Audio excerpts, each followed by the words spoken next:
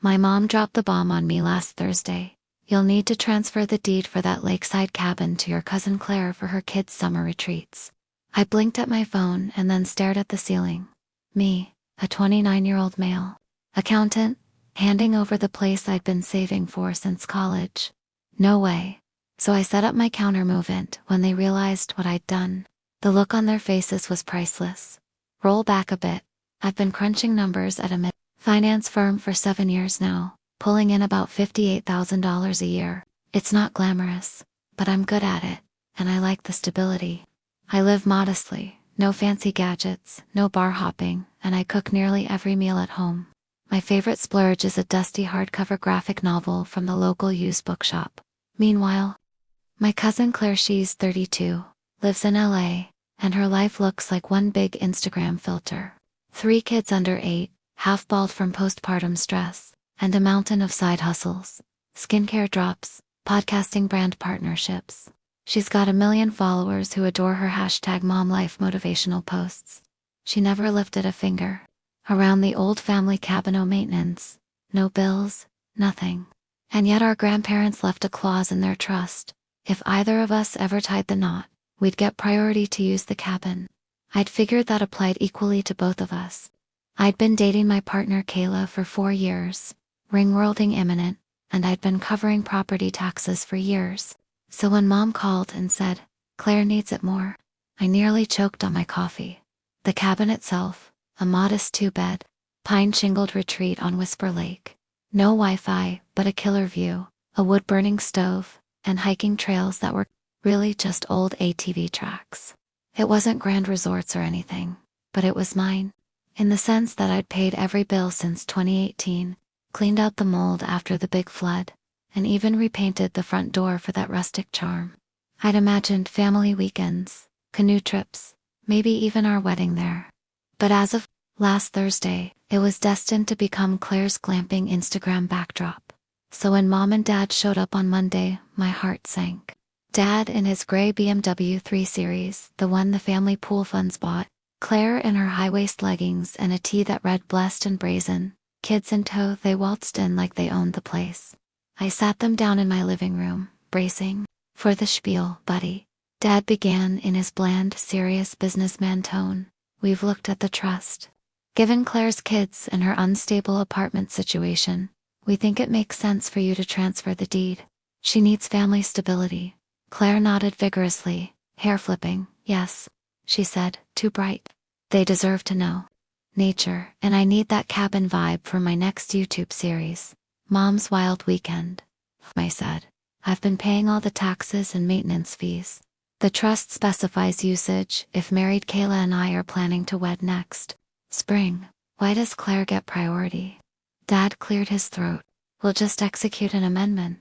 It's a family decision. You can always come up during weekdays, right? They have summer backdrops to film," Claire chirped, reaching for her phone. "I'll tag you as Uncle Earl in my stories." My fist twitched, but I stayed calm. Years of auditing taught me that documentation is power. I excused myself, retreated to my home office, and returned with a thick binder I'd assembled over the last year. I set it on the coffee table. Mom's eyebrows shot up. Claire paused mid-tick. "What's that?" Dad asked. "A complete log of every expense I've paid on the cabin since I took over," I said. 2018 flood remediation costs, property tax receipts, invoices for new decking boards, even the emergency call to the septic tank pump. I also have copies of every trust amendment draft. They circulated last year. None mentioned transferring the deed permanently to Claire. In fact, they reaffirmed joint usage rights. Claire rolled her eyes. "You geek." I ignored her. "And here," I said, flipping pages, "is the sales agreement for the lakeside lot Dad sold me in 2017, transferring full owner rights to me. The trust only covers usage rights, not title." Dad's face paled. Mom opened her mouth to repeat the same line, but I cut her off. "I've also arranged for a third-party attorney to review everything," I said, pulling out my phone. "You both signed this acknowledgement in 2019, promising no unilateral title changes. So if you try to record any deed transfer without my signature, it'll be legally void."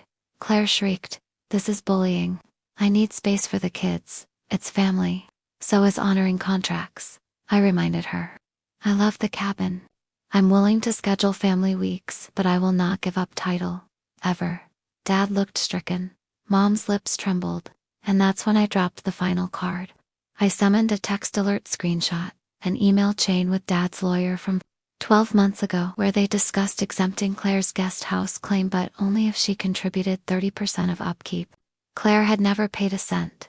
The room went ice cold. Claire's kids stared, bounced ball-eyed. Dad sank back into his armchair.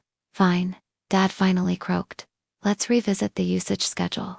You'll agree to reserve the cabin for Claire 2 weeks each summer, and 3 holiday weekends, and that's it. I smiled. Done. But title stays with me. Now, if you'll sign this mutual usage addendum prepared by my lawyer, we can finalize everything. Claire pushed her phone across my coffee table. Dad fished out a pen. They signed. Later that afternoon, Mom emailed me. We're proud of how you handled this. Family fairness should be rooted in respect and responsibility. Claire posted an Instagram story, 2 slides. The first, a pouty selfie with her caption, "Guess Uncle Earl wins again, #family drama."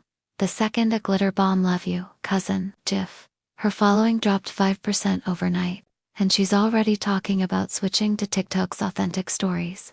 As for me, I spent Tuesday afternoon painting the deck rails, went out for dinner with Kayla at our favorite taco truck, and this weekend we're driving up to Whisper Lake for a soft launch of our own, a sunrise paddle and pancakes by the water, no filters, no drama, just us. Sometimes the best legacy isn't what you inherit, it's what you fiercely protect. And on the shores of that cabin, I'm finally home.